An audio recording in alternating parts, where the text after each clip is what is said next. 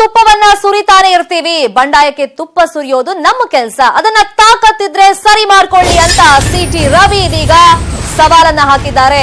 ನಿಮ್ಮ ಬಂಡಾಯಕ್ಕೆ ನಾವು ತುಪ್ಪ ಸುರಿತಾನೆ ಇರ್ತೀವಿ ಅಂತ ಹೇಳಿಕೆಯನ್ನ ಕೊಟ್ಟಿದ್ದಾರೆ. ಬಂಡಾಯಕ್ಕೆ ತುಪ್ಪವನ್ನ ಸುರಿಯೋದೆ ನಮ್ಮ ಕೆಲಸ. ತಾಕತ್ತಿದ್ರೆ ನೀವು ಅದನ್ನ ಸರಿ ಮಾಡ್ಕೊಳ್ಳಿ ಅಂತ ಸಿಟಿ ರವಿ ಅವರು ಹೇಳಿಕೆಯನ್ನ ಕೊಟ್ಟಿರೋದು.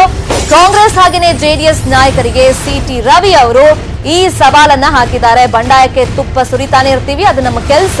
ತಾಕತ್ತಿದ್ರೆ ನೀವು ಸರಿ ಮಾಡ್ಕೊಳ್ಳಿ ಅಂತ ಬಿಜೆಪಿಯ ಪ್ರಧಾನ ಕಾರ್ಯದರ್ಶಿ ಹಾಗೆಯೇ ಶಾಸಕ ಸಿಟಿ ರವಿ ಸವಾಲನ್ನ ಹಾಕಿದ್ದಾರೆ. ಬಹಳಷ್ಟು ಶಾಸಕರು ನಮ್ಮ ಸಂಪರ್ಕದಲ್ಲಿದ್ದಾರೆ ಅಂತ ಮತ್ತೊಮ್ಮೆ ಹೇಳಿಕೆಯನ್ನ ಕೊಟ್ಟಿದ್ದಾರೆ. ಕೈ ಶಾಸಕರೇ ಯಾವಾಗ ಬೀಳ್ತೀರಿ ಅಂತ ಕೇಳ್ತಿದ್ದಾರೆ. ರಾಜಕೀಯ ಒಂದ್ ರೀತಿ ಚೆಸ್ ಆಟ.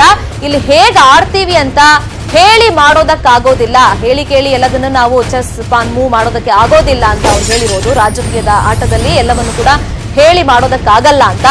ಆಪರೇಷನ್ ಕಮಲದ ಆಟ ಇನ್ನೂ ಕೂಡ ಅಂತ್ಯವಾಗಿಲ್ಲ ಅಂತ ಮತ್ತೊಂದು ಬಾಂಬ್ ಅನ್ನು ಹಾಕಿದ್ದಾರೆ ಸಿಟಿ ರವಿ. 2005ರಲ್ಲಿ ಸಿದ್ದರಾಮಯ್ಯ ಕಾಂಗ್ರೆಸ್ ಸೇರಿದ್ರು. ಜೆಡಿಎಸ್ ಬಿಟ್ಟು ಅಹಿಂದ ಕಟ್ಟಿ ಸಿಎಂ ಆದ್ರಿ ಅಂತ ಸಿದ್ದರಾಮಯ್ಯ ಅವರ ವಿರುದ್ಧ ಕೂಡ ಗುಡುಗಿದ್ದಾರೆ.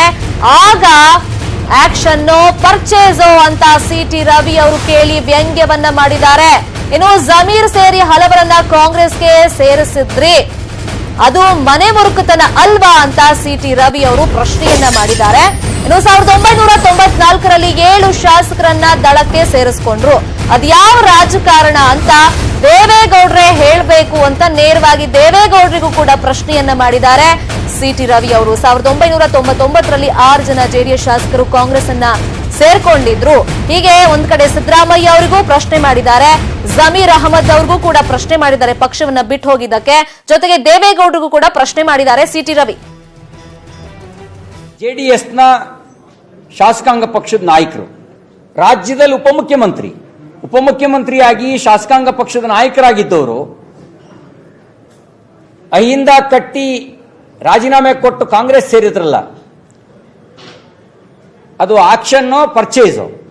ಪಾರ್ಟಿಗೆ ನಿಮ್ಮ ಪಾರ್ಟಿಗೆ ಮರ್ಯಾದೆ ಇದ್ರೆ, ಯಾರು ಬಂಡಾಯ ಎದ್ದಿದ್ದಾರಲ್ಲ ಅವ್ರನ್ನ ನೀವು ಸಸ್ಪೆಂಡ್ ಮಾಡ್ತಿರೋ, ಡಿಸ್ಮಿಸ್ ಮಾಡ್ತಿರೋ, ಡಿಸಿಪ್ಲಿನರಿ ಆಕ್ಷನ್ ತಗೊಂಡೋದ್ರ ಮೂಲಕ ತೋರಿಸ್ತಿದ್ರಿ. ಅವ್ರನ್ನ ವಾಪಸ್ ಕರ್ಕೊ ಬಂದ್ರು ಅಂತಲ್ಲ, ಯಾವ ಮರ್ಯಾದೆ ಕೊಟ್ಟು ಕರ್ಕೊ ಬಂದ್ರಿ? ಪಟಾಕಿ ಹೊಡೆದ್ರಲ್ಲ, ಹೋದವರು ವಾಪಸ್ ಬಂದ್ರು ಅಂತ ಹೇಳಿ ಏನ್ ಆಮಿಷ ತೋರಿಸಿದ್ರಿ ಅವರಿಗೆ? ವಾಪಸ್ಸು ನಮ್ಮನ್ನ ದುರ್ಬಲಗೊಳಿಸಬಹುದು ಅಂತ ಯೋಚನೆ ಮಾಡ್ತಿರೋ ಆ ರಾಜಕಾರಣ. ಇದು ಸದ್ಯದ ನ್ಯೂಸ್ ಅಪ್ಡೇಟ್ಸ್. ಇದೀಗ ರೈಡರ್ಸ್ ಕಿರಿಕ್ ವಿಶೇಷ ಕಾರ್ಯಕ್ರಮ ಪ್ರಸಾರವಾಗುತ್ತೆ. ನೋಡ್ತಾ ಇರಿ News 18 ಕನ್ನಡ. ಜಾಲ ನಮ್ಮದು, ಬಲ ನಿಮ್ಮ.